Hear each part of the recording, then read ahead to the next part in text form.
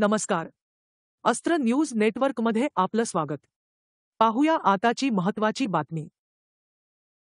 महिलांवरील गुन्हे आणि अत्याचारांना आळा घालण्यासाठी महाराष्ट्र राज्य महिला आयोग आता आक्रमक भूमिका घेणार आहे.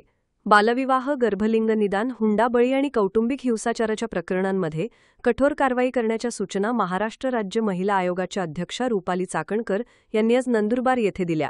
जिल्हा पोलीस अधीक्षक कार्यालयात आयोजित भरोसा सेलच्या आढावा बैठकीत त्या जिल्ह्यातील अधिकाऱ्यांशी संवाद साधत होत्या. न्यायालयाने महिलांना भरपाई देण्याचे आदेश देऊनही ज्या प्रकरणांमध्ये नियमित भरपाई दिली जात नाही ती प्रकरणे तातडीने न्यायालयाच्या निदर्शनास आणून संबंधित व्यक्तींवर कारवाई करावी, असे निर्देश चाकणकर यांनी दिले. जबाबदारी झटकून कायदेशीर पळवाटा काढणारा हा देखील आरोपीच आहे, त्याला शिक्षा झालीच पाहिजे, अशी आयोगाची भूमिका त्यांनी स्पष्ट केली. तसेच खासगी सोनोग्राफी सेंटर्समध्ये गर्भलिंग निदानाचे काम सुरू असल्यास त्यावर तातडीने कारवाई करण्याचे आणि कार्यस्थळी महिला छळाविरोधी समित्या कार्यरत आहेत का याचा अहवाल 15 दिवसांत सादर करण्याचे निर्देशही त्यांनी दिले.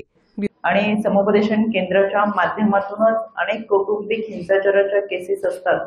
यामध्ये त्यांचं समुपदेशन करणं आणि त्या कुटुंबामध्ये समझोता घडवून आणणं आणि पुन्हा एकदा विभक्त होत असलेलं कुटुंब एकत्र घेऊन समाजाचा पाया असलेल्या या कुटुंबाला आधार देणं आणि त्या कुटुंबामध्ये असलेल्या मुलांना तो आत्मविश्वास देणं, यासाठी समुपदेशन केंद्र काम करत असतात.